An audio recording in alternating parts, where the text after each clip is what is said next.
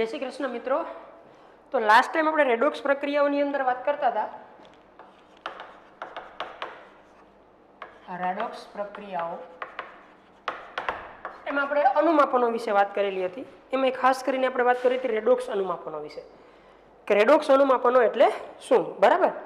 Next હવે આપણે જે ચેપ્ટરની અંદર ટોપિક ભણવાના છે એમાં ફર્સ્ટ ટોપિક છે ઓક્સિડેશન આંકની મર્યાદાઓ. ઓક્સિડેશન આંકની મર્યાદાઓ. આમ જોવા જઈએ તો આ કોઈ બહુ મોટો ટોપિક નથી, પણ ટેક્સ્ટ બુકની અંદર આપ્યો તો આપણે જોઈ લઈએ. ઓક્સિડેશન આંકની મર્યાદાઓ મતલબ એવો કે આપણે જે ઓક્સિડેશન આંકની મદદથી ઓક્સિડેશન અને રિડક્શન પ્રક્રિયાઓ એટલે કે રેડોક્સ પ્રક્રિયાઓને નક્કી કરીએ છીએ, એ ખ્યાલ હજી અધૂરો છે. અધૂરો છે એનો મતલબ એવો છે કે એમાં હજી પણ સંશોધનો ચાલુ છે. મર્યાદાઓનો મતલબ એવો નથી કે આપણે જે ઓક્સિડેશન આંકની મદદથી ઓક્સિડેશન અને રિડક્શન પ્રક્રિયાઓ કે રેડોક્સ પ્રક્રિયાઓ નક્કી કરીએ એ ખોટું છે. બરાબર જ છે, પણ હજી એમાં આગળ સંશોધનો ચાલુ છે મિત્રો. બરાબર. અત્યારે જે આપણે ઓક્સિડેશન આંક વધે ને ઓક્સિડેશન પ્રક્રિયા કહીએ ને ઓક્સિડેશન આંક ઘટે ને રિડક્શન પ્રક્રિયા કહીએ, પહેલાના સમયમાં આવું કહેવામાં આવતું કે ઓક્સિડેશન અને રિડક્શનનો મતલબ આવો થાય. આની પહેલા જ્યારે સમય આટલો બધો આગળ નહોતો હોય તો ત્યારે આમ થતું કે ઇલેક્ટ્રોન ઘનતા જો કોઈની ઘટે તો એનું ઓક્સિડેશન થયું કહેવાય, અને કોઈની ઇલેક્ટ્રોન ઘનતા વધે તો એનું રિડક્શન થયું કહેવાય. આ જૂની વાત હતી. પહેલા આવું થતું કે કોઈ પણ તત્વની ઇલેક્ટ્રોન ઘનતા ઘટે એટલે ખરેખર તો ઇલેક્ટ્રોન ગુમાવ્યો જ હોય ને, કારણ કે ઇલેક્ટ્રોન ગુમાવે એટલે ઇલેક્ટ્રોન ઘનતા ઘટે. એટલે સિમિલર તો હતું જ. ઇલેક્ટ્રોન ગુમાવે એને ઓક્સિડેશન થયું કહેવાય. તો આપણે પહેલેથી જ કહીએ છીએ ઇલેક્ટ્રોન ઘનતા વધે એટલે ઇલેક્ટ્રોનનું પ્રમાણ વધે, એટલે એને ઇલેક્ટ્રોન મેળવો હોય. પણ પહેલા એવું ન કહેતા કે ઇલેક્ટ્રોન ગુમાવે એટલે ઓક્સિડેશન, ઇલેક્ટ્રોન મેળવે એટલે રિડક્શન. પહેલા આવું કહેતા ઇલેક્ટ્રોન ઘનતા ઘટે તો ઓક્સિડેશન થયું કહેવાય, ઇલેક્ટ્રોન ઘનતા વધે તો રિડક્શન થયું કહેવાય. પહેલા આવું કહેતા. એ સુધરીને અત્યારે આવું થઈ ગયું. હજી પણ ઓક્સિડેશન આંક પદ્ધતિમાં આગળ સંશોધનો ચાલુ છે. બરાબર. એટલે કે હજી આ સંપૂર્ણ રીતે પૂરું થયું નથી. મર્યાદાનો મતલબ એ કે સંપૂર્ણ રીતે ઓક્સિડેશન આંક હજી પૂરા થયા નથી. બરાબર. હજી આગળ ડેવલપ થાય છે. બસ આટલું. અમુક બહુ કાંઈ ડીપમાં જવાની જરૂર નથી. એમાંથી ક્વેશ્ચન એટલા બધા આવતા નથી ક્યારેય. હવે જે અગત્યનો પોર્શન છે આપણા માટે એ આ છે રેડોક્સ પ્રક્રિયાઓ અને વિદ્યુત ધ્રુવ પ્રકમો. આપણા માટે જે નવો ટોપિક છે એ કયો છે? વિદ્યુત ધ્રુવ પ્રકમો. રેડોક્સ પ્રક્રિયાઓ અને વિદ્યુત ધ્રુવ પ્રકમો. વિદ્યુત ધ્રુવ પ્રકમોનો મતલબ આમ જોવા જાય તો વિદ્યુત કોષ પણ થાય. મતલબ કે આપણે વિદ્યુત કોષ ભણવાના છીએ. આ પ્રશ્ન આમ પણ સમજાવી શકાય કે વિદ્યુત કોષ સમજાવો, વિદ્યુત રાસાયણિક કોષ સમજાવો, ગેલ્વેનિક કોષ, વોલ્ટેઇક કોષ, બરાબર, સમજાવો. અથવા તો વિદ્યુત રાસાયણિક કોષ. જો કે 11 ધોરણમાં સમજાવવાનો તો પ્રશ્ન જ ના આવે, કારણ કે થિયરી તો આપણે યાદ નથી રાખવાની હોતી. 11મા ધોરણમાંથી તો MCQ પૂછાય, એટલે આપણે કોન્સેપ્ટ યાદ રાખશું. મતલબ આ કે રેડોક્સ પ્રક્રિયાઓ અને વિદ્યુત ધ્રુવ પ્રકમ એટલે ખરેખર આપણે વાત કરવાના છીએ વિદ્યુત રાસાયણિક કોષ વિશે, ગેલ્વેનિક કોષ વિશે, વોલ્ટેઇક કોષ વિશે. બરાબર. તો આપણે અહીંયાથી શરૂ કરીએ. જે આપણા ચેપ્ટરનો લાસ્ટ પોર્શન અને ખૂબ જ અગત્યનો પોર્શન. આજે આપણે ચેપ્ટર પૂરું કરશું. ગેલ્વેનિક સેલ કોષ અથવા તો વોલ્ટેઇક કોષ અથવા તો વિદ્યુત ધ્રુવ પ્રકમ. મિત્રો ખાસ યાદ રાખજો, આ પોર્શન તમારા 12મા ધોરણની અંદર આવશે. જ્યારે 12મા ધોરણની અંદર આપણે વિદ્યુત રસાયણ એવું ચેપ્ટર ભણતા આવીશું ત્યારે આપણે સ્ટાર્ટિંગ જ અહીંયાથી થશે, ગેલ્વેનિક કોષથી કે વોલ્ટેઇક કોષથી. ત્યારે આપણે કહેશું કે ભાઈ રેડોક્સમાં આપણે ભણી ગયા હતા. એટલે ખૂબ અગત્યનો પોઈન્ટ. કોન્સેપ્ચ્યુઅલ જોવા જાય તો અગત્યનો પોઈન્ટ. નીટ અને જીમાં પણ આમાંથી લોટ્સ ઓફ ક્વેશ્ચનો પૂછાતા હોય મિત્રો. સમજીએ. ધારો કે આપણે આગળ એક પાત્ર છે, એમાં આપણે કોપર સલ્ફેટનું દ્રાવણ ભરેલું છે. કયું દ્રાવણ ભરેલું છે? કોપર સલ્ફેટનું દ્રાવણ. કોપર સલ્ફેટનું દ્રાવણ ભર્યું એટલે એમાં બે આયનો હોય, Cu+2 અને SO4-2. તમે જાણો છો દ્રાવણમાં બે આયનો હોય, આગળ આપણે જોઈ ગયા હતા. હવે એમાં આપણે ઝીંકની પટ્ટી ડુબાડીએ. કોની પટ્ટી ડુબાડીએ? ઝીંક. એટલે તમે જાણો જ છો કે ધાતુની સક્રિયતા શ્રેણીમાં કોપર કરતા ઝીંક આગળ આવે. એટલે કે આ બેમાંથી આ બેને આપણે કનેક્ટ કરીએ ત્યારે ઝીંક ઇલેક્ટ્રોન ગુમાવે. આ મેં આગળ ભણાવી દીધું. અને કોપરનો આયન એટલે કે કોપર 2+ ઇલેક્ટ્રોન મેળવે. એટલે જ્યારે આ પટ્ટી આપણે ડુબાડશું એટલે શું થશે? તો કે અહીંયાથી ઝીંક નીકળશે અને એ Zn2+ અને 2 ઇલેક્ટ્રોન રિલીઝ કરશે, એટલે આમ થશે. Zn હતું જે એમાંથી 2 ઇલેક્ટ્રોન, આ સોલિડ હતો પહેલા, એમાંથી જલીય દ્રાવણ બન્યું અને 2 ઇલેક્ટ્રોન રિલીઝ કર્યા. સમજાણું કાંઈ? ઝિંકનું ઓક્સિડેશન થયું. અહીંયા જે ઝિંક હતો સપાટી પર એથી નીકળી ગયો, એને શું બનાવી દીધું? Zn2+ કે જે દ્રાવણ ફોર્મમાં છે સ્વરૂપે છે, અને 2 ઇલેક્ટ્રોન એને રિલીઝ કર્યા. આવી રીતના બધા જ ઝિંક પોતપોતાના ઇલેક્ટ્રોન ગુમાવતા જાય અને Zn+2 બનતા જાય. હવે આ જે 2 ઇલેક્ટ્રોન નીકળ્યા એ મેળવશે કોણ? તો કે સલ્ફેટ તો ઇલેક્ટ્રોન ન મેળવી શકે, કારણ કે એની આગળ તો ઓલરેડી વિદ્વાર ઋણ છે જ. તો ઇલેક્ટ્રોન મેળવવાની શક્યતા એક જ છે, કોની આગળ? Cu2+ આગળ. એ Cu2+ જે દ્રાવણમાં છે એ આ 2 ઇલેક્ટ્રોન મેળવી અને શું બનાવી દે? Cu solid. એ અહીંયા લાલ કલરની પ્લેટ જમા થઈ જાય, આપણે ભણી ગયા હતા. સળિયો લાલ થઈ જાય, કારણ કે કોપરને અહીંયાથી ઇલેક્ટ્રોન મળે તો કોપર બધા લાઈનમાં ગોઠવાઈ ગયા. જેવું ઇલેક્ટ્રોન મળે એવો કોપર સોલિડ થઈને એમ સ્ટિક થતા જાય, જમા થતા જાય. આ પ્રક્રિયા જ્યારે મિત્રો થાય ને ત્યારે ઉષ્માનું ઉત્સર્જન થાય. શું થાય? ઉત્સર્જન. હવે આમાં ઇલેક્ટ્રોન પ્રત્યક્ષ રીતે Copper+2 ને મળી ગયા. જે 2 ઇલેક્ટ્રોન ઝિંકે ગુમાવ્યા એ ડાયરેક્ટ Copper2+ મેળવી લીધા, પ્રત્યક્ષ રીતે, તાત્કાલિક, ઇન્સ્ટન્ટ. કે વાયા નહીં, ડાયરેક્ટ અને જે ઇલેક્ટ્રોન ગુમાવ્યા Copper+2 એ પકડી લીધા અને એનું રિડક્શન થાય અને એ Cu સોલિડ ફોર્મમાં સળિયા ઉપર જમા થઈ ગયું, સળિયો લાલ થવા માંડે. આપણે ભણી ગયા હતા.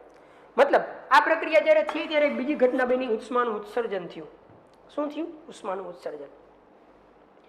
આના ઉપરથી વૈજ્ઞાનિકોને વિચાર આવ્યો કે જો આમાં ઇલેક્ટ્રોનને આપણે અપ્રત્યક્ષ રીતે શિફ્ટ કરાવીએ, મૂવમેન્ટ કરાવીએ. અત્યારે તો ઇલેક્ટ્રોન ડાયરેક્ટ મળી જાય છે Copper2+, પણ જો આપણે વાયા ક્યાંય ઇલેક્ટ્રોનને Copper2+ સુધી લઈ જઈએ તો ઉષ્માનું જે ઉત્સર્જન થયું એમાંથી આપણે ઉર્જા મેળવી શકીએ. અત્યારે તો આમાં જે ઉષ્મા છૂટી પડી તો વેસ્ટ જ જવાની છે, કારણ કે આ ઉર્જાનો તો કઈ ઉપયોગ નથી. તો હવે આપણે શું કરશું? તો કે હવે આપણે એવું કરશું કે ઇલેક્ટ્રોનને Zn માંથી જે છૂટા પડે એને કોપર સુધી લઈ જશું, મતલબ કે Copper2+ આયન સુધી લઈ જશું, પણ એક તાર મારફતે. પ્રત્યક્ષ રીતે હવે આપણે ઇલેક્ટ્રોન નહીં આપીએ આમ ડાયરેક્ટ, એક તાર મારફતે આપશું. જેથી કરીને શું થશે? જે ઉષ્માનું ઉત્સર્જન થતું હતું એ ઉષ્માનું ઉત્સર્જન નહીં થાય. હવે એમાંથી એક બીજા પ્રકારની ઉર્જા મળશે, જે ઉર્જાને આપણે મિત્રો વિદ્યુત ઉર્જા કહેશું. શું કહેશું? વિદ્યુત ઉર્જા. હાલો, સમજાણું? જો ડાયરેક્ટ જ એને ઇલેક્ટ્રોન મળી જાય તો પ્રશ્ન આ થયો કે ઉષ્માનું ઉત્સર્જન થયું, જે ઉર્જા મળતી હતી આપણને એ ઉષ્માના સ્વરૂપમાં વેસ્ટ થઈ જાય. જે ઉર્જાને આપણે વેસ્ટ થવા દેવી નથી. તો હવે આપણે શું કરશું? તો કે હવે આપણે એની રચના ભણશું. અત્યારે એને પ્રત્યક્ષ રીતે ઇલેક્ટ્રોન મળી ગયો તો હવે આપણે એને પ્રત્યક્ષ રીતે ઇલેક્ટ્રોન આપવા દેશું નહીં. 2 પાત્ર લેવામાં આવે મિત્રો, બહુ વ્યવસ્થિત સમજો, કોન્સેપ્ચ્યુઅલ વસ્તુ છે. 2 પાત્રમાં 2 અલગ અલગ દ્રાવણ ભરવામાં આવે. આમાં ZnSO4 નું દ્રાવણ ભરેલું હોય અને આમાં કોપર સલ્ફેટ CuSO4 નું દ્રાવણ ભરેલું હોય. આ ઝિંક સલ્ફેટ કહેવાય, આ કોપર સલ્ફેટ નું દ્રાવણ. હવે તમે સમજો જ છો કે જો આનું દ્રાવણ હશે તો આમાં 2 આયન હશે ઓલરેડી, એક Zn+2 આયન અને એક SO4-2 આયન. અહીંયા 2 આયન ઓલરેડી હશે, Cu+2 આયન અને SO4-2 આયન. બેના જલીય દ્રાવણ લીધા. હવે ZnSO4 ના દ્રાવણમાં ઝિંકનો સળિયો ડૂબાડ્યો. આખી વાત સમજો. આ ઝિંકનો સળિયો, જેનું દ્રાવણ હતું એનો જ સળિયો એમાં ડૂબાડ્યો, અને કોપર સલ્ફેટના દ્રાવણમાં કોપરનો સળિયો ડૂબાડ્યો. આ કોનો સળિયો છે? કોપર.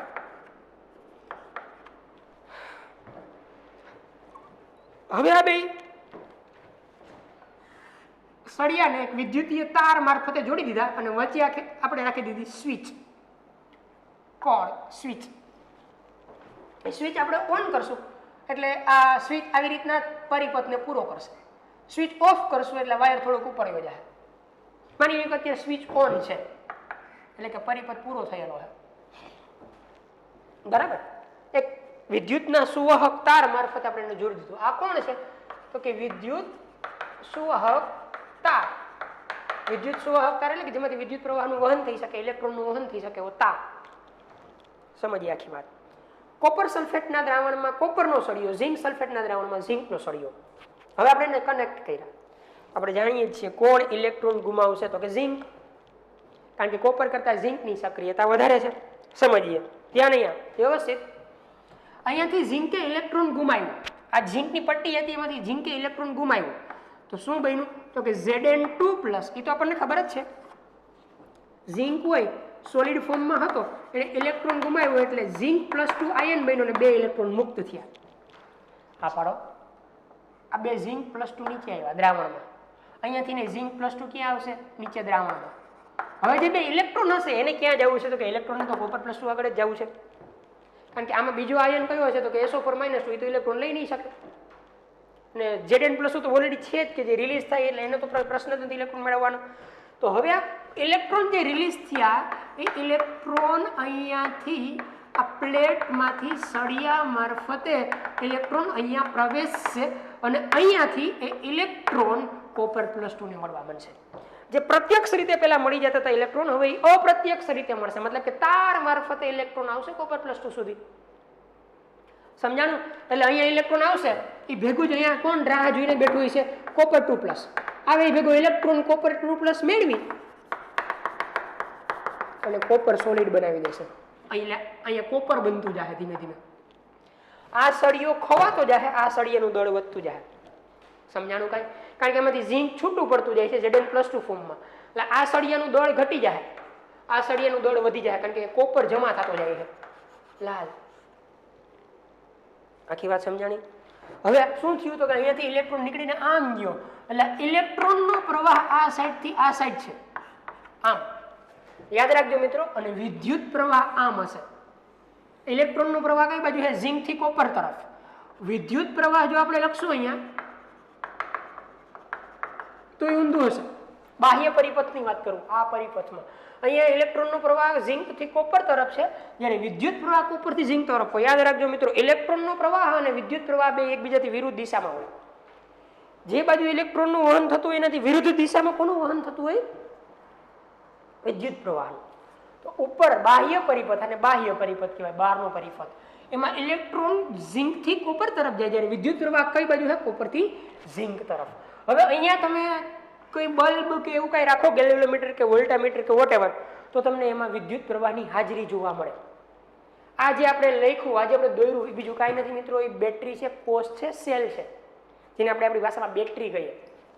આ બેટરી છે, બરાબર. વિદ્યુત પ્રવાહનું ઉત્પાદન થયું. અહીંયા તમે એમીટર રાખો તો એનું કોણાવર્તન થાય, વોલ્ટમીટર રાખો તો એનું કોણાવર્તન થાય, તમે બલ્બ રાખો તો બલ્બ પ્રજ્વલિત થાય. આવી રીતના અમુક સમય સુધી ચાલુ રહે. હવે હું તમને એક વાત કહેવા માંગુ છું, એ વાત આ છે, પછી આપણે બીજા ટર્મ્સ પેરામીટરો ભણશું. આ અમુક સમય સુધી આ ઘટના ચાલુ રહે. અમુક સમય પછી વિદ્યુત પ્રવાહનું ઉત્પાદન ન થાય. શા માટે? તો કે જો આ બાજુ બધા Zn+2 છૂટા પડવા માંડ્યા, Zn+2 મતલબ કે આ આખો જે કોષ છે, અર્ધકોષ કહેવાય એને, કારણ કે આ બેયના કનેક્શનથી એક કોષ બન્યો, આ એક અર્ધકોષ થયો ને આ એક અર્ધકોષ થયો. તો આ દ્રાવણમાં તો હવે મોટા ભાગના ધન વીજભાર જ વધશે, Zn+2 બરાબર. અને આ પાત્રની અંદર મોટા ભાગે SO4- જ છે, કારણ કે કોપર +2 તો વપરાઈ ગયા, કોપર +2 તો આમાં વપરાઈ ગયા, કોપર બની ગયું. એટલે આ બાજુના દ્રાવણમાં મોટા ભાગે ઋણ વીજભાર રહેશે અને આ બાજુના દ્રાવણમાં મોટા ભાગે ધન વીજભાર રહેશે. એક સમય એવો આવશે કે મેક્સિમમ ધન વીજભાર થઈ ગયો છે, અહીંયા મેક્સિમમ ઋણ વીજભાર થઈ ગયો છે. હવે ઇલેક્ટ્રોન આ બાજુથી આ બાજુ આવી શકશે નહીં, કારણ કે એટલા બધા Zn+2 વધી ગયા કે અહીંયાથી ઇલેક્ટ્રોનને રિલીઝ જ નહીં થવા દે. આની ઉપર નેગેટિવ ચાર્જ, આની ઉપર પોઝિટિવ ચાર્જ પોતાને જકડી રાખશે. અથવા તો એમ કહીશ કે ઇલેક્ટ્રોન અહીંયા આવે તો પણ એ ઇલેક્ટ્રોનને એટ્રેક્ટ કરવા વાળા હવે કોપર +2 નથી, હવે મોટા ભાગના SO4- જ રહ્યા. એટલે વિદ્યુત પ્રવાહ અટકી જાય. આપણે જાણીએ છીએ અમુક સમય પછી બેટરી ડિસ્ચાર્જ થઈ જાય, વિદ્યુત પ્રવાહ આપતી બંધ થઈ જાય. શા માટે બંધ થઈ હોય? તો કે એમાં આ થયું હોય, એક બાજુનું પાત્ર ફક્ત ધન વીજભારિત થઈ ગયું હોય, એક બાજુનું પાત્ર ફક્ત ઋણ વીજભારિત થઈ ગયું હોય. આ પ્રશ્ન ન આવે અને બેટરી લાંબા સમય સુધી કાર્ય કરી શકે એટલા માટે એની અંદર એક બીજી રચના ફિટ કરવામાં આવે, જેને ક્ષાર સેતુ કહેવાય. ઇંગ્લિશમાં કહેવાય સોલ્ટ બ્રિજ. એ શું હોય? તો કે યુ આકારની કાચની ટ્યુબ હોય, પણ ઊંધી. યુ ઉપરની સાઈડ ને નીચેની સાઈડ. યુ આકારની કાચની ટ્યુબ હોય, અહીંયા અને અહીંયા રૂના પોમડા લગાડેલા હોય, રૂ લગાડેલું હોય, અને આની અંદર પેસ્ટ ભરેલી હોય. પેસ્ટ એટલે કે સેમી સોલિડ, એટલે ઘન પદાર્થ નહીં અને પ્રવાહી પદાર્થ નહીં, જેલ જેવું સ્વરૂપ. એ કોનું ભરેલું હોય? તો કે કાં તો KCl હોય અથવા એમોનિયમ નાઇટ્રેટ NH4NO3 હોય, પોટેશિયમ ક્લોરાઇડ અથવા એમોનિયમ નાઇટ્રેટ. કોણ હોય? પોટેશિયમ ક્લોરાઇડ અથવા એમોનિયમ નાઇટ્રેટ નું અગર જેલમાં ઉકાળી બનાવેલું દ્રાવણ હોય, જે દ્રાવણ ઠંડુ કરી અને યુ ટ્યુબમાં એટલે કે યુ આકારની ટ્યુબમાં ભરી દેવામાં આવે. KCl અથવા તો NH4NO3 લેવામાં આવે અને વિદ્યુત વિભાજ્ય કહેવાય. શું કહેવાય? વિદ્યુત વિભાજ્ય. એને અગર જેલ સાથે લઈ અને ગરમ કરવામાં આવે. અગર જેલ એટલે એક પ્રકારની માટી છે, એક પ્રકારની માટી છે મિત્રો.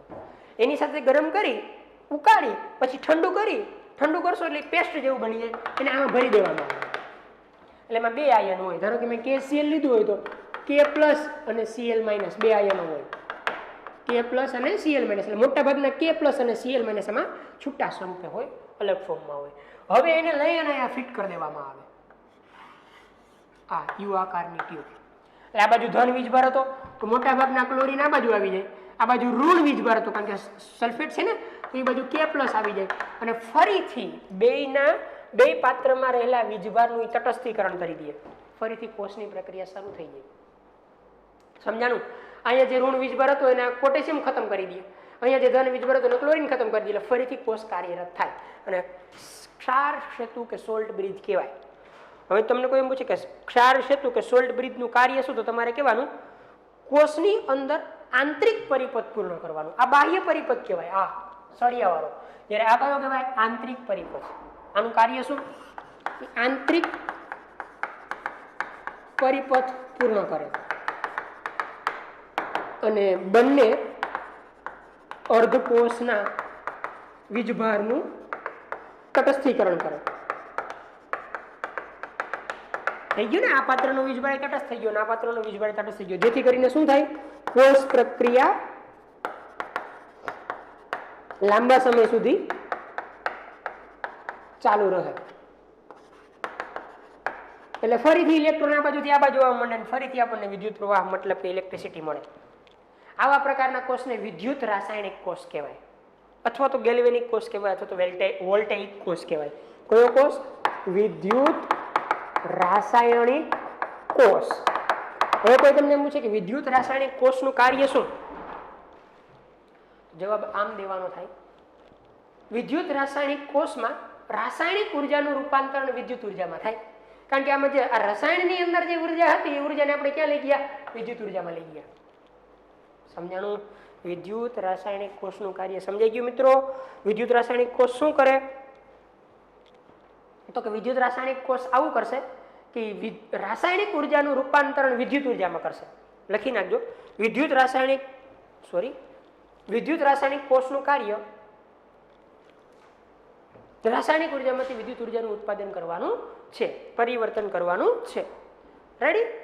હવે આપણે આગળ સમજીએ. હા, કોઈ મને એમ પૂછે કે આ વિદ્યુત વિભાજ્ય તમે KCl અને NH4NO3 કેમ લીધા, એ કેવી રીતના પસંદ કરવામાં આવે, તો એના વિશે બે લાઈન લખાવું કે વિદ્યુત વિભાજ્ય જનરલી નિષ્ક્રિય હોવા જોઈએ.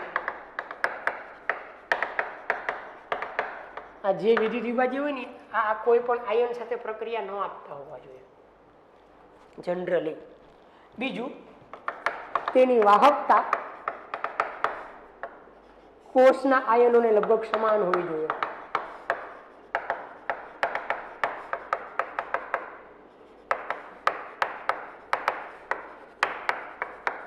તો જ એ સોલ્ટ બ્રિજની અંદર વાપરી શકાય. મતલબ એવો કે જેટલી ઝડપથી K+ મૂવમેન્ટ કરી શકે એટલી જ ઝડપથી લગભગ આ આયનો મૂવમેન્ટ કરી શકતા હોવા જોઈએ. એને મોબિલિટી કહેવાય ઇંગ્લિશમાં. મોબિલિટી ગુજરાતીમાં વાહકતા. સમજો ને? આ જેટલી સ્પીડથી ભાગી શકે એટલી સ્પીડથી આ અને આ ભાગી શકવા જોઈએ. મતલબ કે આ જેટલી સ્પીડથી ભાગતા હોય એટલી સ્પીડથી આ જ વાહક તરીકે વર્તતા હોવા જોઈએ. પછી થોડો ઘણો ફેરફાર હોય તો હાલે, લગભગ શબ્દ આપણે યુઝ કર્યો હોય. તો મિત્રો, ક્ષાર સેતુની અંદર વપરાતા પદાર્થોના બે ગુણધર્મો યાદ રહી ગયા. એક તો એ નિષ્ક્રિય હોવો જોઈએ, આંતરિક પરિપથ પૂર્ણ કરવા માટે વપરાય. અને બીજું, તેની વાહકતા કોષના આયનોને વાહકતા કોષના આયનો લગભગ સમાન હોવી જોઈએ. એટલે આની જે વાહકતા હોય, વિદ્યુત વહન કરવાની કેપેસિટી હોય, ઇલેક્ટ્રોનને વહન કરવાની કેપેસિટી હોય, એ આ આયનોને લગભગ સમાન હોવી જોઈએ. તો આજે આપણે ભણ્યા એ રચના કોની હતી? વિદ્યુત રાસાયણિક કોષની. આ અર્ધકોષ હોય, આખો કોષ છે, તો આ અર્ધકોષ છે એમાં કઈ પ્રક્રિયા થઈ? તો કે ઓક્સિડેશન. આ અર્ધકોષ છે એમાં કઈ પ્રક્રિયા થઈ? તો કે રિડક્શન. બરાબર. હવે આપણે એની કેમિસ્ટ્રી સમજીએ. મિત્રો, જે ધાતુના સળિયાને તમે દ્રાવણની અંદર ડુબાડ્યો છે, એ ધાતુના સળિયાને વિદ્યુત ધ્રુવ કહેવાય. શું કહેવાય? વિદ્યુત ધ્રુવ. સોલ્ટ બ્રિજ થી શું થાય ખબર પડી ગઈ ને? જે આયનો બે બાજુ જમા થઈ અને બે બાજુ તટસ્થ વીજભાર થઈ જતા હતા, મતલબ કે આ બાજુ ખાલી પ્લસ વીજભાર ને આ બાજુ ખાલી ઋણ વીજભાર, એને ફરીથી આગળ વધારવા અને સંતુલિત કરવા શું એડ કર્યો? Salt bridge. રેડી? હવે જે ધાતુની પટ્ટી, ધાતુનો સળિયો,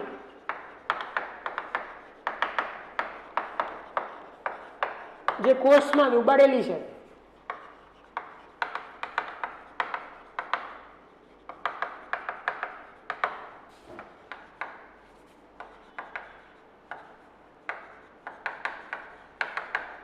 તેને વિદ્યુત ધ્રુવ કહેવાય. અહીંયા બે વિદ્યુત ધ્રુવ છે, એક ઝિંકનો વિદ્યુત ધ્રુવ અને કોપરનો વિદ્યુત ધ્રુવ. સમજાઈ ગયું? દ્રાવણની અંદર તમે જે ધાતુના સળિયાને કે ધાતુની પટ્ટીને ડુબાડો વિદ્યુત રાસાયણિક કોષમાં, એને વિદ્યુત ધ્રુવ કહેવાય. શું કહેવાય? વિદ્યુત ધ્રુવ. મિત્રો, વિદ્યુત ધ્રુવ બે પ્રકારના હોય, એનોડ અને કેથોડ. કોઈ પણ બેટરી હોય, સેલ હોય, કોષ હોય, એમાં બે પ્રકારના વિદ્યુત ધ્રુવ હોય, એક એનોડ અને કેથોડ. કયો? એનોડ અને કેથોડ. એમાં જો વિદ્યુત રાસાયણિક કોષની વાત કરું, બે પ્રકારના કોષ હોય, વિદ્યુત રાસાયણિક કોષ અને વિદ્યુત વિભાજન કોષ. તો વિદ્યુત રાસાયણિક કોષની વાત કરું તો એનોડની સંજ્ઞા માઇનસ હોય. આ એનોડ છે. માઇનસ સંજ્ઞા શા માટે આની આપી? આને માઇનસ કહેવાય તો કે આમાં ઇલેક્ટ્રોન વધારે પ્રમાણમાં છે. અહીંયાથી તો ઇલેક્ટ્રોન ફ્લો થાય છે, ઇલેક્ટ્રોનનું ઉત્પાદન અહીંયા થાય છે, એટલે એને માઇનસ સંજ્ઞા આપવી પડે. અને કેથોડને પ્લસ સંજ્ઞા આપવામાં આવે. આ પ્લસ ધ્રુવ છે. આપણે બેટરી જોઈએ તેમાં ઉપર માઇનસ ને પ્લસ લખ્યું હોય. માઇનસ એટલે એનોડ ને પ્લસ એટલે કેથોડ. બરાબર. હવે તમે કહેશો કે સર એનોડ કોને કહેવાય? તો હું લખીશ કે જે ધ્રુવ પર, જે વિદ્યુત ધ્રુવ પર ઓક્સિડેશન થતું હોય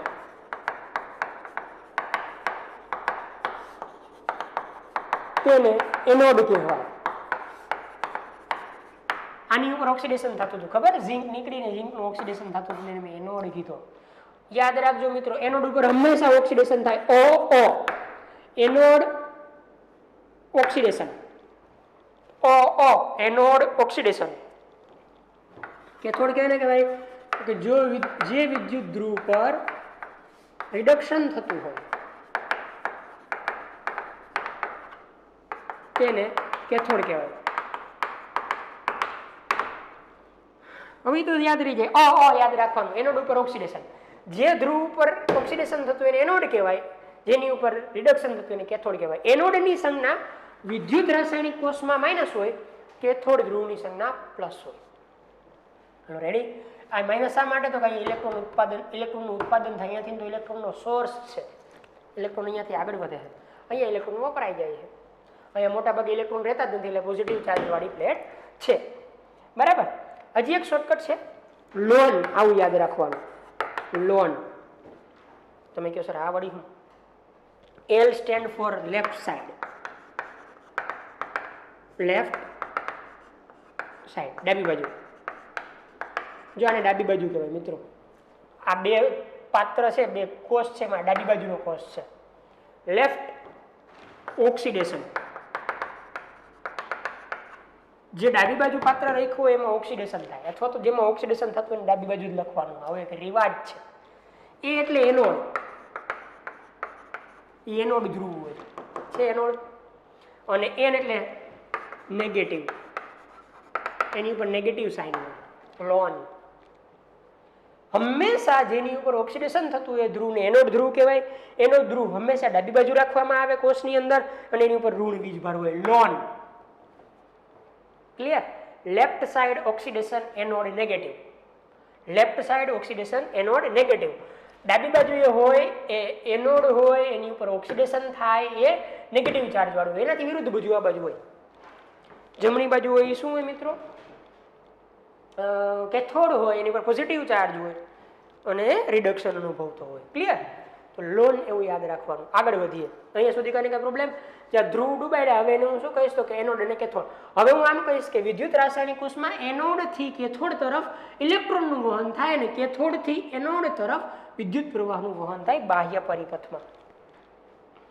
એનોડ થી કેથોડ તરફ ઇલેક્ટ્રોનનું વહન, કેથોડ થી એનોડ તરફ વિદ્યુત પ્રવાહનું વહન બાહ્ય પરિપથમાં થાય મિત્રો. ક્લિયર? આગળ વધીએ.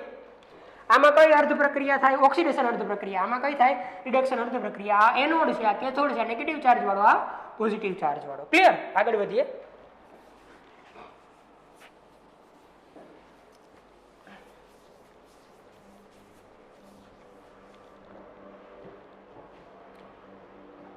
ધાતુ અને તેનું ઓક્સિડેશન પામેલું સ્વરૂપ એટલે કે ઘટક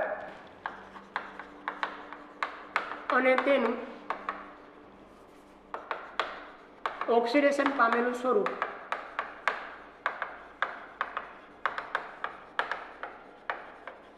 જો એક સાથે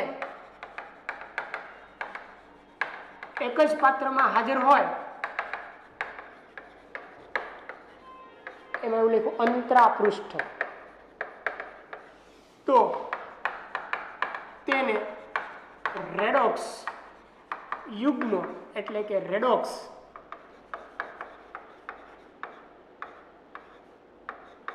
કપલ કહેવાય. રેડોક્સ કપલ, રેડોક્સ યુગ્મ. તમે ન સમજાવો તો હું કહું.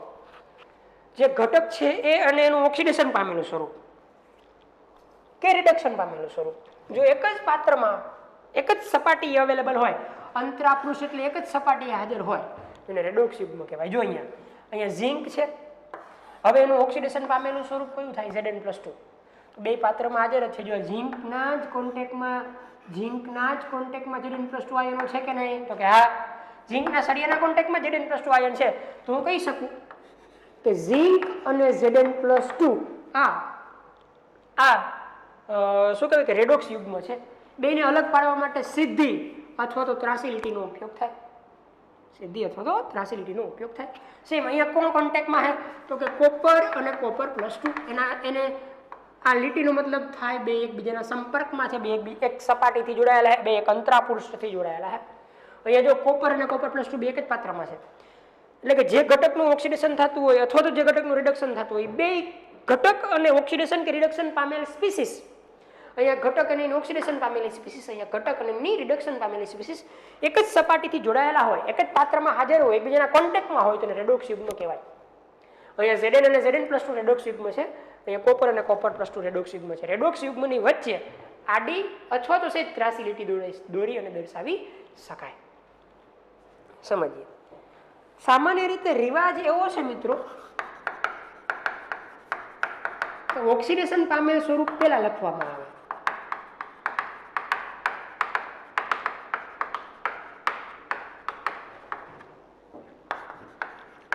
હવે આ બેમાંથી ઓક્સિડેશન પામેલ કઈ કહેવાય? તો કે આનો ઓક્સિડેશન અંક 0, આનો +2, તો ઓક્સિડેશન તો આમાં જ થયું કહેવાય ને, કે 0 માંથી +2 માં ઓક્સિડેશન થાય, તો લખાય પહેલા +2 ને પછી આ રેડોક્સ યુગ્મ જ છે.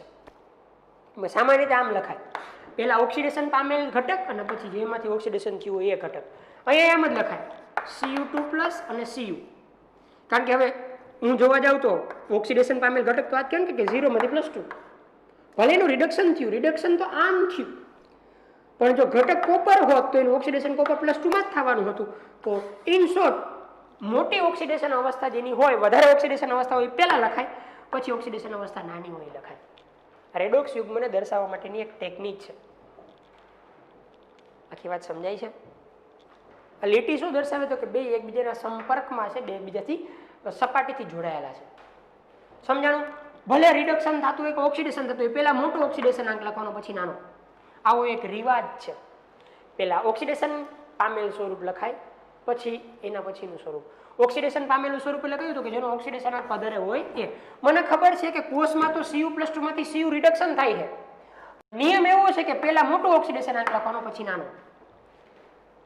બરાબર. તો આને રેડોક્સ યુગ્મ કહેવાય, આને રેડોક્સ યુગ્મ કહેવાય. હલો રેડી મિત્રો? રેડોક્સ યુગ્મ એટલે શું ખબર પડી ગઈ? વિદ્યુત ધ્રુવ એટલે શું ખબર પડી ગઈ? એનોડ એટલે શું ખબર પડી ગઈ? કેથોડ એટલે શું ખબર પડી ગઈ? એનોડ એટલે ઓક્સિડેશન થતું હોય એ ધ્રુવ, ને કેથોડ એટલે રિડક્શન થતું હોય એ ધ્રુવ. વિદ્યુત ધ્રુવ એટલે શું? તો કે જે દ્રાવણમાં ડૂબાડેલા સળિયા હોય એને શું કહેવાય? વિદ્યુત ધ્રુવ. હવે રેડોક્સ યુગ્મ એટલે શું? તો કે ઘટક અને તેની ઓક્સિડેશન પામેલી સ્પીસીસ અથવા તો ઘટક અને તેની રિડક્શન પામેલી સ્પીસીસ જો એક જ પાત્રમાં એક જ સાથે સંપર્કમાં હોય, એકબીજાથી સપાટીથી જોડાયેલા હોય તો એને રેડોક્સ યુગ્મ કહેવાય. રેડોક્સ યુગ્મને દર્શાવતી વખતે મોટા ભાગે પહેલા મોટો ઓક્સિડેશન આંક હોય એ સ્પીસીસ, પછી આડી કે ત્રાસી લીટી, અને પછી નાનો ઓક્સિડેશન આંક હોય એ સ્પીસીસ લખાય. આ એક રેડોક્સ યુગ્મ છે, આ પણ એક રેડોક્સ યુગ્મ છે. ક્લિયર? આ બાજુના અર્ધકોષનું રેડોક્સ યુગ્મ છે, આ બાજુના અર્ધકોષનું રેડોક્સ યુગ્મ છે. હવે આપણે આગળ વધીએ.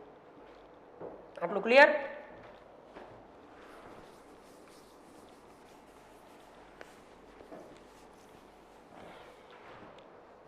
મિત્રો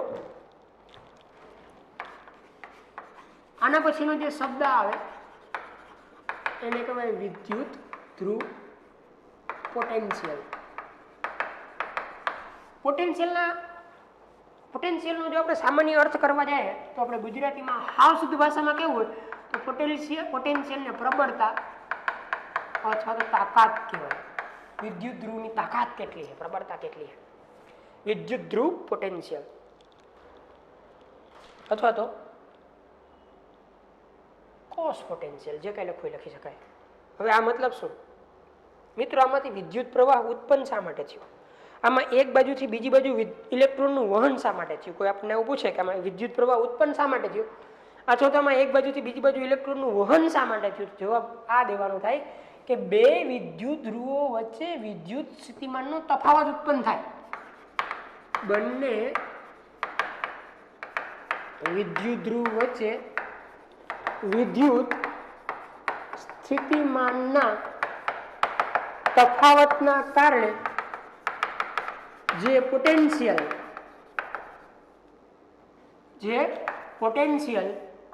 ઉત્પન્ન થાય તેને વિદ્યુત ધ્રુવ અથવા તો કોસ પોટેન્શિયલ કહેવાય. આ બેની વચ્ચે ઇલેક્ટ્રોન મેળવવાની અથવા તો ઇલેક્ટ્રોન ગુમાવવાની વૃત્તિમાં થોડોક તફાવત છે. આ જેટલી સરળતાથી ઇલેક્ટ્રોન ગુમાવી શકે એના કરતાં વધારે સરળતાથી ઇલેક્ટ્રોન ગુમાવે, એની વચ્ચે જે વિદ્યુત સ્થિતિમાનનો તફાવત જનરેટ થયો, ઉત્પન્ન થયો, એ તફાવતને શું કહેવાય? વિદ્યુત ધ્રુવ પોટેન્શિયલ. આનો પણ પોતાનો વિદ્યુત ધ્રુવ પોટેન્શિયલ હોય, આનો પણ પોતાનો વિદ્યુત ધ્રુવ પોટેન્શિયલ હોય, અને બેને સાથે જોડી અને આપણે જે પોટેન્શિયલનો તફાવત મેળવીએ એને કોસ પોટેન્શિયલ કહેવાય. શું કહેવાય? Cos potential. કોસ પોટેન્શિયલ બેના કારણે મળે, એનોડ અને કેથોડ. રેડી? કેવી રીતના મેળવી શકાય એ પછીની વાત છે. અત્યારે ખાલી આટલું યાદ રાખશું કે વિદ્યુત ધ્રુવ પોટેન્શિયલનો મતલબ શું થયો? તો કે બંને વિદ્યુત ધ્રુવો વચ્ચે વિદ્યુત સ્થિતિમાનના તફાવતના કારણે જે પોટેન્શિયલ ઉત્પન્ન થાય એને વિદ્યુત ધ્રુવ પોટેન્શિયલ કહેવાય. મિત્રો જો કોષમાં રહેલ ઘટકોની સાંદ્રતા 1 મોલારિટી હોય, 1 મોલારિટી, અને જો વાયુ ઉત્પન્ન થતો હોય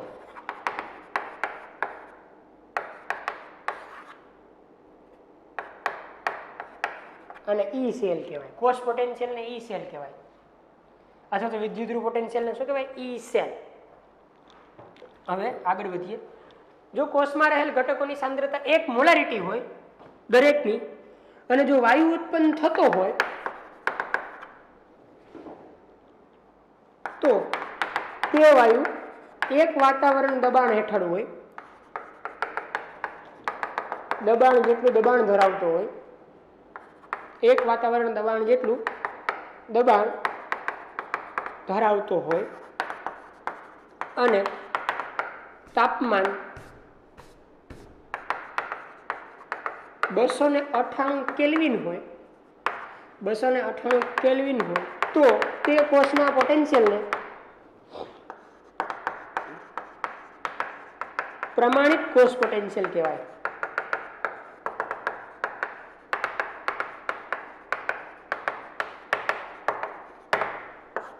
અને એનો સિમ્બોલ થાય E0 સેલ.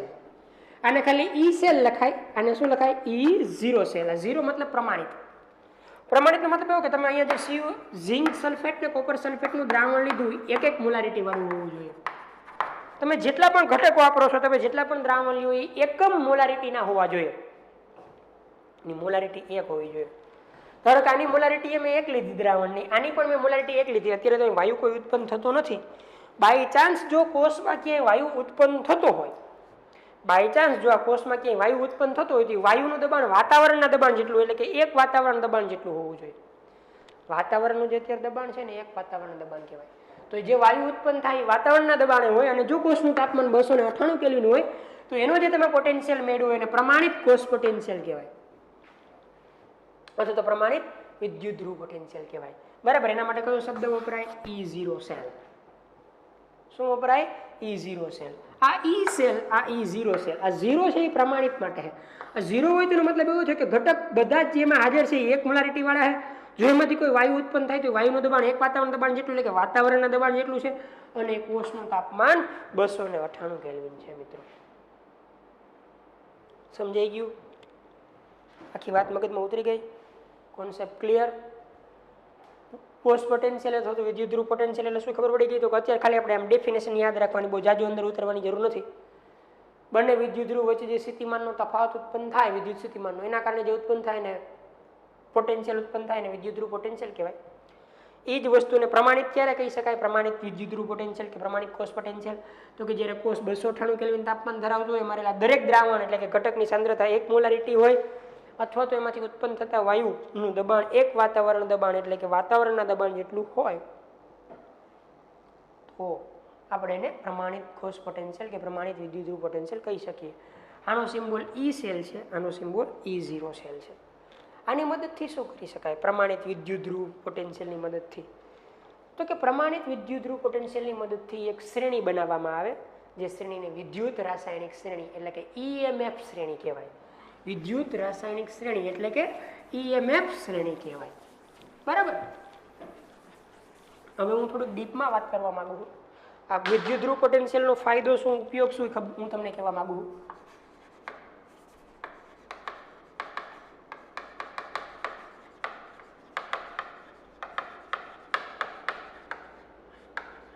પ્રમાણિત વિદ્યુત ધ્રુવ પોટેન્શિયલ 2 પ્રકારના હોય મિત્રો. એક ઓક્સિડેશન પોટેન્શિયલ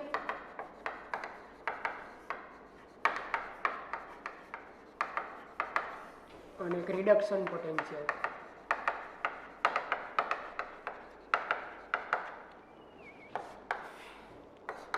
પહેલામાં બેનો મતલબ સમજાવી દઉં. આપણે જે વિદ્યુત ધ્રુવ પોટેન્શિયલ આપ્યા જનરલી 2 પ્રકારના હોય. કયા? ઓક્સિડેશન પોટેન્શિયલ અને રિડક્શન પોટેન્શિયલ. બોલો તો, ઓક્સિડેશન પોટેન્શિયલ અને reduction potential. Clear? Oxidation potential એટલે શું? તો કે ઇલેક્ટ્રોન ગુમાવવાની ક્ષમતા અથવા તાકાત. ઇલેક્ટ્રોન ગુમાવવાની જે તાકાત છે એને ઓક્સિડેશન પોટેન્શિયલ કહેવાય. ઇલેક્ટ્રોન મેળવવાની જે ક્ષમતા અથવા તો તાકાત છે ને રિડક્શન પોટેન્શિયલ કહેવાય. ધારો કે મારી આગળ ઝિંક અને Zn+2 નું રેડોક્સ યુગ્મ છે, અને મારે એને ઓક્સિડેશન પોટેન્શિયલના સંદર્ભમાં લખવું છે, તો એને આમ લખીશ: E પ્રમાણિત તો ઉપર 0, Zn/Zn+2. તો આને ઓક્સિડેશન પોટેન્શિયલ કહેવાય. તમે કહો ન સમજાવું, સમજાવું. અહીંયા ઓક્સિડેશન આમ કેટલો છે? ઝિંકનો 0. અહીંયા કેટલો થયો? +2. તો કઈ પ્રક્રિયા છે? ઓક્સિડેશન પ્રક્રિયા. 0 માંથી +2 થયું ને, ઓક્સિડેશન પ્રક્રિયા. જો આવું ક્યાંય લખેલું હોય તો રિડક્શન પોટેન્શિયલ ન કહેતા, શું કહેવું પડે? Oxidation potential. પણ જાજા ભાગે ટેક્સ્ટ બુકમાં ઓક્સિડેશન પોટેન્શિયલ આપેલા હોતા નથી, કારણ કે રિવાજ શું? તો કે રિવાજ આ છે કે પહેલા ઓક્સિડેશન પામેલ સ્પીસીસ ને પછી ઓલી સ્પીસીસ લખવાની. તો હવે જો આ શું થયું કહેવાય? રિડક્શન જ થયું કહેવાય ને. +2 માંથી 0 આ પ્રકારે લખ્યું હોય તો રિડક્શન પોટેન્શિયલ કહેવાય. સમજાણું મિત્રો? કોઈ પણ રેડોક્સ યુગ્મને ઓક્સિડેશન પોટેન્શિયલ સંદર્ભમાં દર્શાવ્યું કે રિડક્શન પોટેન્શિયલના સંદર્ભમાં આવડી જાય. ધારો કે આમ લખ્યું હોય E/Cu/Cu+2, પછી 0 હોય તો પ્રમાણિત સ્થિતિ હોય, હવે કોઈ તમને પૂછે કે કયો પોટેન્શિયલ છે, ઓક્સિડેશન પોટેન્શિયલ કે રિડક્શન, તો તમે ઠેકીને કહેશો કે આ તો ઓક્સિડેશન પોટેન્શિયલ છે, કારણ કે 0 માંથી +2 એટલે ઓક્સિડેશન થાય એટલે ઓક્સિડેશન પોટેન્શિયલ છે. સામાન્ય રીતે આપેલા હોતા નથી પણ હું ભણાવું. અને જો આમ લખ્યું હોય તો E or copper +2 / copper, તો આને ઓક્સિડેશન પોટેન્શિયલ કહેવાય કે રિડક્શન, તો રિડક્શન, કારણ કે +2 ને કાંઈ નથી તો 0, આ રિડક્શન થયું ઘટ્યો, આ રિડક્શન પોટેન્શિયલ છે. પ્રમાણિત હોય તો અહીંયા 0 હોય. સમજાણું? વાત આખી મગજમાં ઉતરે છે? વાત આખી મગજમાં ઉતરે છે? ઓક્સિડેશન આંકના વધારાના સંદર્ભમાં લખ્યું હોય તો ઓક્સિડેશન પોટેન્શિયલ હોય, ઓક્સિડેશન આંકના ઘટાડાના સંદર્ભમાં લખ્યું હોય તો રિડક્શન પોટેન્શિયલ હોય. આનાથી સરળ તો હવે કાંઈ ન હોઈ શકે. ધારો કે કોઈ તમને આમ લખીને આપે E of Fe/Fe+2, તો ઓક્સિડેશન પોટેન્શિયલ કહેવાય કે રિડક્શન? તો અહીંયા 0 છે, અહીંયા +2 હોય તો આ ઓક્સિડેશન પોટેન્શિયલ છે. સમજાણું? આની જગ્યાએ જો આપણને આમ લખીને આપ્યું હોત તો E of પછી 0 હોય તો પ્રમાણિત સ્થિતિ હોય, તો તમે જાણો છો Fe+2 / Fe આવું આપ્યું હોત તો આ ઓક્સિડેશન પોટેન્શિયલ કહેવાય કે રિડક્શન? તો કે અહીંયા 0 છે, કાંઈ નથી, તો +2 માંથી 0 એટલે ઘટ્યો, આ તો રિડક્શન પોટેન્શિયલ. આખી વાત સમજાઈ ગઈ? જે કપલ લખ્યું હોય, જે રેડોક્સ યુગમાં લખ્યું હોય એના ઉપર તમને ખબર પડી જાય. પણ આપણને ખબર છે કે સામાન્ય રીતે રિવાજ આમ લખવાનો છે, એટલે સામાન્ય રીતે બધાના કયા પોટેન્શિયલ માપવામાં આવે? Reduction potential. કોઈ પણ વિદ્યુત ધ્રુવ હોય, કોઈ પણ અર્ધકોષ હોય, એનો સામાન્ય રીતે રિડક્શન પોટેન્શિયલ માપેલો હોય. આખી વાત સમજાઈ ગઈ? ઓક્સિડેશન પોટેન્શિયલ કેમ હોય? તો કે ઓક્સિડેશન આંક વધતું હોય એ સંદર્ભમાં લખ્યું હોય તો ઓક્સિડેશન પોટેન્શિયલ હોય, ઘટતું હોય એવા સંદર્ભમાં લખ્યું હોય તો રિડક્શન પોટેન્શિયલ હોય. બીજી એક વાત કહું, આવું ક્યાંય ટેક્સ્ટ બુકમાં નહીં હોય, ગોતતા નહીં. ખૂબ સરળ અને આસાન છે આ કેમેસ્ટ્રી. લેક્ચર પૂરો થાય એટલે 2-3 વખત લખી નાખજો, વાંચજો, એટલે કોન્સેપ્ટ આખો ક્લિયર થઈ જશે. સમજીએ? કોઈ પણ એક જ રેડોક્સ યુગ્મ માટે ઓક્સિડેશન પોટેન્શિયલ પછી પ્રમાણિત હોય તો પ્રમાણિત,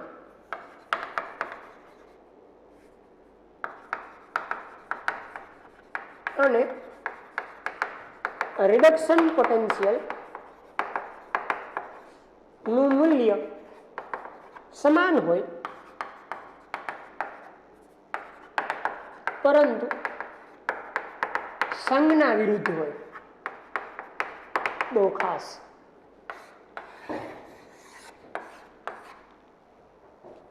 કોઈ પણ એક જ રેડોક્સ યુગ માટે ઓક્સિડેશન પોટેન્શિયલ અને રિડક્શન પોટેન્શિયલ નું મૂલ્ય સમાન હોય પરંતુ સંજ્ઞા વિરુદ્ધ હોય. સમજાવું?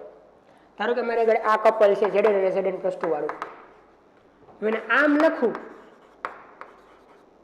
તો મેં એનો કયો પોટેન્શિયલ લખ્યો કહેવાય? તો કે ઓક્સિડેશન પોટેન્શિયલ.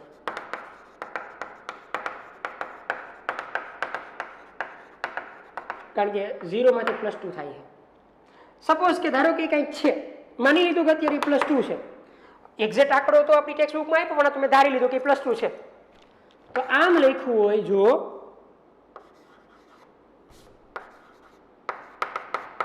રિડક્શન પોટેન્શિયલ થાય તો ઓબ્વિયસલી છે.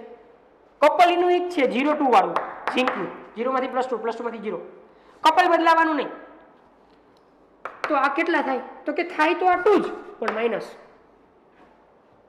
રિડક્શન પોટેન્શિયલ છે.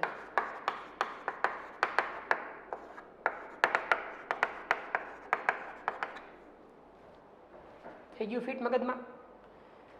એક જ કપલ માટે ઓક્સિડેશન પોટેન્શિયલ અને રિડક્શન પોટેન્શિયલના મૂલ્ય સમાન હોય. જો Ie2 છે તો Ie2 જ છે પણ એની નિશાની વિરુદ્ધ હોય. ઓક્સિડેશન પોટેન્શિયલ પ્લસ હોય તો રિડક્શન નેગેટિવ હોય. મે બી આ -2 હોત તો આ +2 થાત. સમજાય ને? બે પોટેન્શિયલના મૂલ્ય સમાન હોય કોઈ એક જ કપલ માટે, પછી આમ ન થાય કે E0 ઝિંક/ઝિંક +2 છે તો E of Cu+2/Cu -2 થાય. આ તો આખું કપલ બદલાઈ ગયું. કપલ ન બદલાવું જોઈએ, આ સમાન રહેવું જોઈએ. જો સમાન જ છે પણ એક આપણે ઓક્સિડેશન પોટેન્શિયલના સંદર્ભમાં લખ્યું, એક આપણે રિડક્શન પોટેન્શિયલના સંદર્ભમાં લખ્યું. ક્લિયર? આખી વાત સમજાય છે? ઓક્સિડેશન પોટેન્શિયલ અને રિડક્શન પોટેન્શિયલના મૂલ્ય કોઈ પણ એક કપલ માટે સમાન હોય પરંતુ એની નિશાની વિરુદ્ધ હોય. આવી રીતના તમને લખીને મૂલ્ય આપ્યું હોય પછી આમ કહીને ખાલી જગ્યા કરી દે, તમારે મૂલ્ય એનું જ લખવાનું, નિશાની બદલાવાની. ઓક્સિડેશન પોટેન્શિયલ એટલે શું હોય ખરેખર? તો કે ઇલેક્ટ્રોન ગુમાવવાની તાકાત. રિડક્શન પોટેન્શિયલ એટલે ખરેખર શું હોય? ઇલેક્ટ્રોન મેળવવાની તાકાત. ક્લિયર? આગળ વધીએ.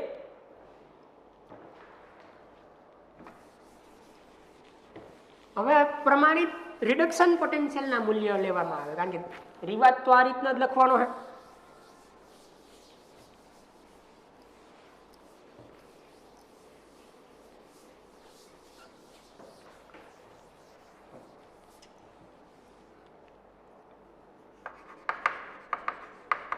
પ્રમાણિત રિડક્શન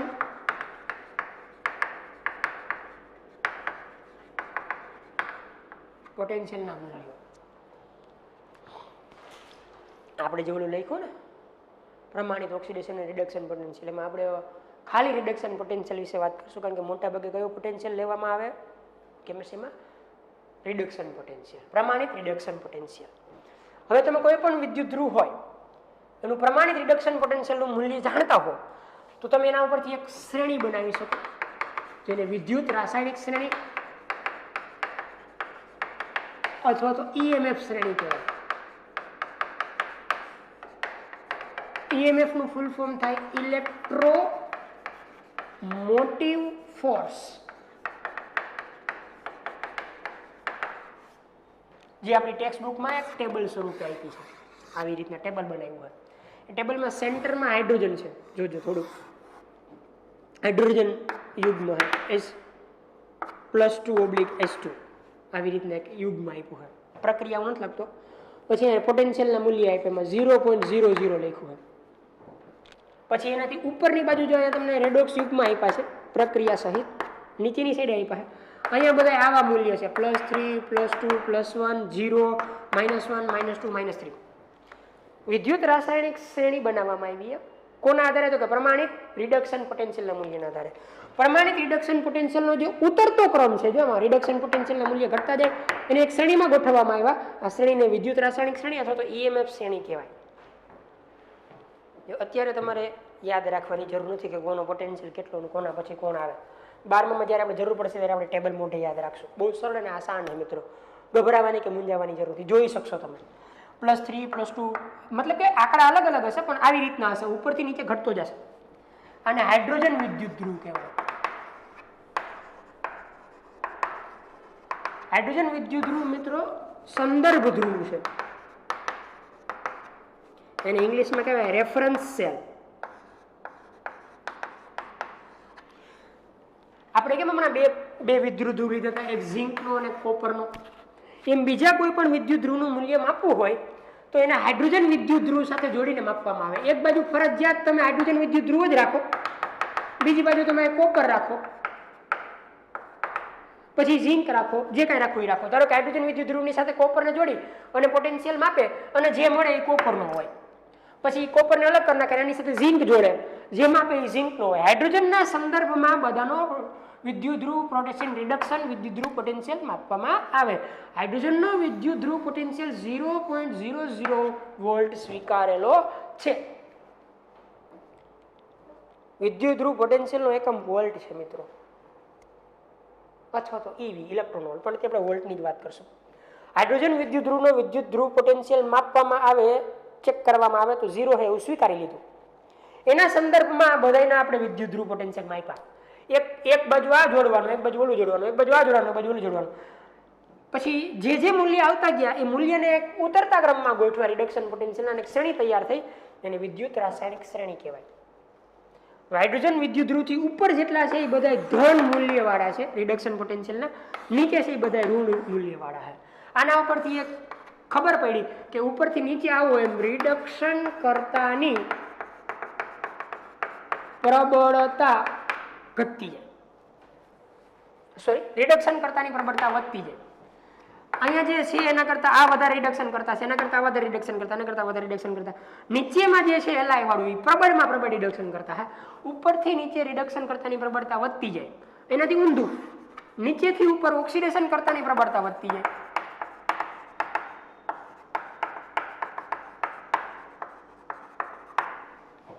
સમજીએ.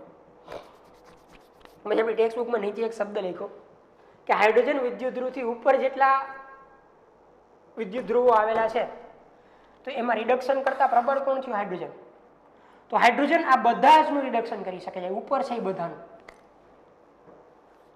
ઉપર જેટલા છે હાઇડ્રોજનની ઉપર આ પ્લસ મૂલ્યવાળા એ બધાનું રિડક્શન કોણ કરી શકે? હાઇડ્રોજન. પણ હાઇડ્રોજનની નીચે જે છે નેગેટિવ વિદ્યુત ધ્રુવના મૂલ્યવાળા એનું એક પણનું રિડક્શન હાઇડ્રોજન ન કરી શકે. આ બધા હાઇડ્રોજનનું રિડક્શન કરી શકે. નથી સમજાતું? આમ હાઇડ્રોજનની ઉપર જેટલા છે એ બધાનું રિડક્શન હાઇડ્રોજન કરી શકે કારણ કે એનું રિડક્શન પોટેન્શિયલ વધારે છે. સોરી, રિડક્શન કરતાની પ્રબળતા વધારે, કારણ કે ઉપરથી નીચે રિડક્શન કરતાની પ્રબળતા વધે અને નીચેથી ઉપર ઓક્સિડેશન કરતાની પ્રબળતા વધે. સમજાણું? એટલે હાઇડ્રોજનની ઉપર છે જેટલા આ એ બધાનું રિડક્શન હાઇડ્રોજન કરી શકે. હાઇડ્રોજનની નીચે છે એમાંથી એક પણ ન કરી શકે. આ બધા હાઇડ્રોજનનું રિડક્શન કરી શકે. ટેક્સ્ટ બુકમાં નીચે લખ્યું છે, ટેબલની નીચે લાઈન દોરી દેજો. સમજાઈ ગઈ આખી વાત? ઉપરથી નીચે રિડક્શન કરતાની પ્રબળતા વધે, નીચેથી ઉપર ઓક્સિડેશન કરતાની પ્રબળતા વધે. હાઇડ્રોજનને સંદર્ભ ધ્રુવ રેફરન્સ તરીકે રાખેલો હોય, એના સંદર્ભમાં બધીના મૂલ્ય નક્કી થયા અને 0 સ્વીકારેલું હોય. ઉપરથી નીચે રિડક્શન પોટેન્શિયલના મૂલ્ય ઘટતા જાય એવી રીતના એરેન્જ કરવામાં આવે. શ્રેણીને વિદ્યુત રાસાયણિક શ્રેણી કહેવાય અથવા તો EMF શ્રેણી. EMF નું full form electromotive force. Ready? હવે હું થોડા ક્વેશ્ચન કરાવું.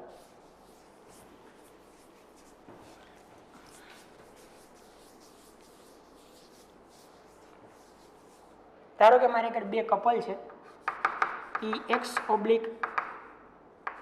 Plus oblique x. આનો ધારો કે +2 છે રિડક્શન પોટેન્શિયલ. રિડક્શન પોટેન્શિયલ જ થાય કારણ કે રિડક્શનના સંદર્ભમાં લખ્યું. અને એક મારી આગળ y છે, એનો ધારો કે +1 છે. રિડક્શન પોટેન્શિયલ બેના મેં લખ્યા છે. કયા પોટેન્શિયલ? Reduction potential. કારણ કે પ્લસમાંથી 0 રિડક્શન, પ્લસમાંથી 0 રિડક્શન.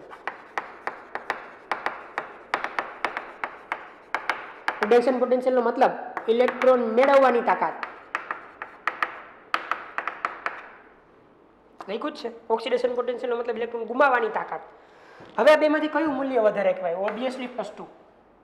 તો આ બેમાંથી ઇલેક્ટ્રોન મેળવવાની તાકાત કોની વધારે? આની.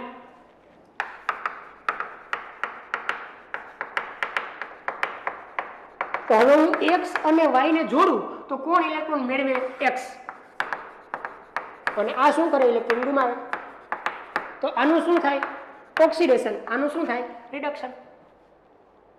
સમજાણું? નથી સમજાતું? આમ આ ઇલેક્ટ્રોન મેળવે, આ ઇલેક્ટ્રોન ગુમાવે, એટલે બને આને ગુમાવ્યા હોય એટલે y પ્લસ બને અને આને મેળવે એટલે x બને. એ 0 0. જો આનું શું થયું? ઓક્સિડેશન. આનું શું થયું? રિડક્શન. હવે તમને ખબર પડી ગઈ કે જેનો રિડક્શન પોટેન્શિયલ વધારે હોય એનું રિડક્શન એનાથી ઓછા રિડક્શન પોટેન્શિયલ વાળું કરી શકે. કારણ કે જેનું રિડક્શન કરી નાખ્યું. આ ઓક્સિડેશન થયું એટલે રિડક્શન કરતા છે, પ્રબળ રિડક્શન કરતા થઈ ગયો.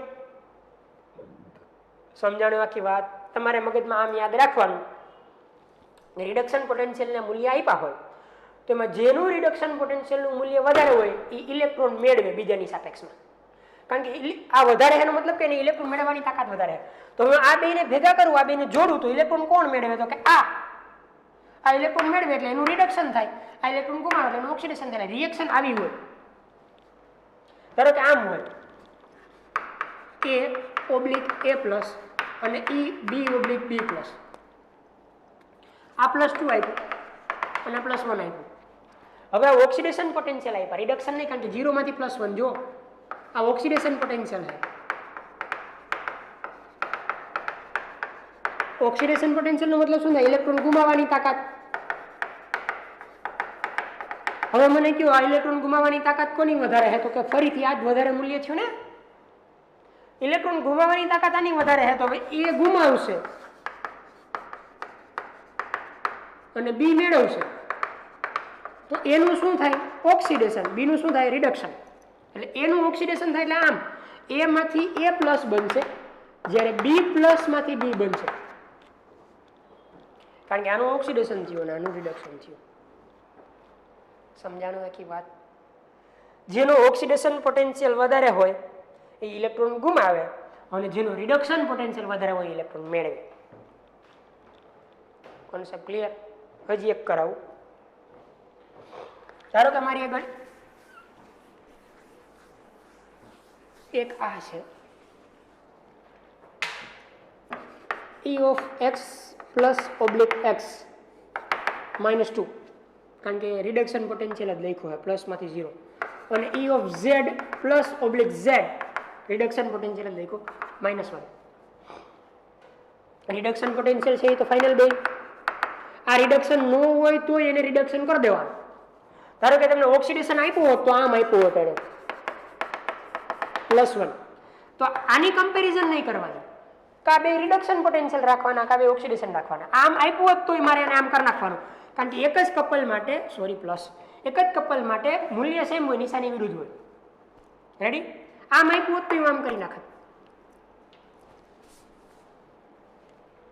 કયા હે રિડક્શન પોટેન્શિયલ હે? ખબર પડી ગઈ ને? ઘેટો જો પ્લસમાંથી 0 પ્લસમાંથી 0. રિડક્શન પોટેન્શિયલ નો મતલબ શું થાય? ઇલેક્ટ્રોન મેળવવાની તાકાત. હલો, કોણ વધારે પ્રબળતાથી ઇલેક્ટ્રોન મેળવે? તો કે આમાં જેનું મૂલ્ય વધારે હોય. હવે મને કહો -1 મોટા કે -2 મોટા? તો -1 મોટા. જો +3 પછી +2 પછી +1 પછી 0 પછી -1 -2 આમ છે. આ મોટા કહેવાય. સમજાણું ને? આ વધારે છે તો આ ઇલેક્ટ્રોન શું કરશે? મેળવે, કારણ કે એનો રિડક્શન પોટેન્શિયલ વધારે, એટલે કે ઇલેક્ટ્રોન મેળવવાની તાકાત વધારે. આ બેને હું જોડીશ તો ઇલેક્ટ્રોન મેળવી લેશે. મેળવશે એટલે શું થાય કે Zn+2 માંથી Zn બનશે, Zn માંથી Z બનશે. આનું શું થાય? ઓક્સિડેશન, એટલે X માંથી X+ બનશે. આવી રિએક્શન હશે. આ 0 માંથી +1 બન્યો અને +1 માંથી 0 બન્યો. આનું રિડક્શન થયું, આનું ઓક્સિડેશન થયું. આના ઉપરથી હું એવું કહી શકું કે જેનો રિડક્શન પોટેન્શિયલ ઓછો હોય એ પ્રબળ રિડક્શન કરતા હોય. જો આ રિડક્શન કરતા હોય, આ રિડક્શન કરતા, કારણ કે ઓક્સિડેશન થયું એટલે કોણ છે? રિડક્શન કરતા. જેનું રિડક્શન પોટેન્શિયલનું મૂલ્ય ઓછું હોય તે વધારે પ્રબળ રિડક્શન કરતા હોય.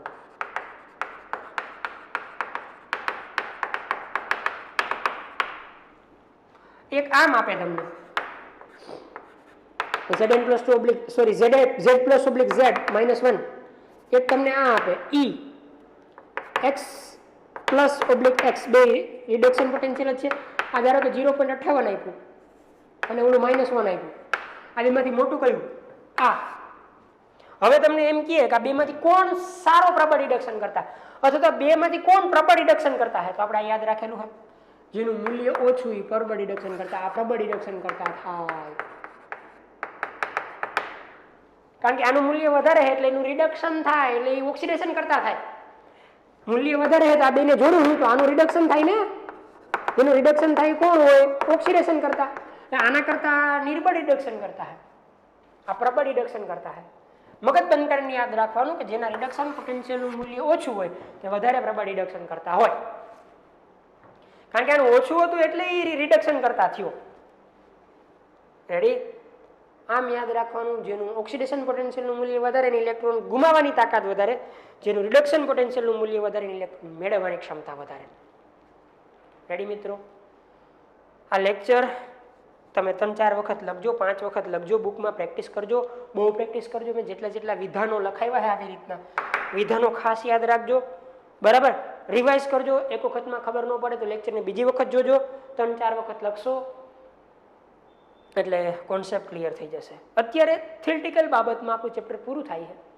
નેક્સ્ટ લેક્ચરોની અંદર હું થોડોક વધારાનો પ્રશ્ન હજી બાકી છે, આપણે જે નીટને લગતો અને JEE લગતો એક્સ્ટ્રા એ કરાવી દઈશ અને બાકીના સ્વાધ્યાયના ક્વેશ્ચન કરાવી દઈશ. આની પ્રેક્ટિસ કરતા રહેજો મિત્રો. બહુ સરળ કોન્સેપ્ટ છે આ.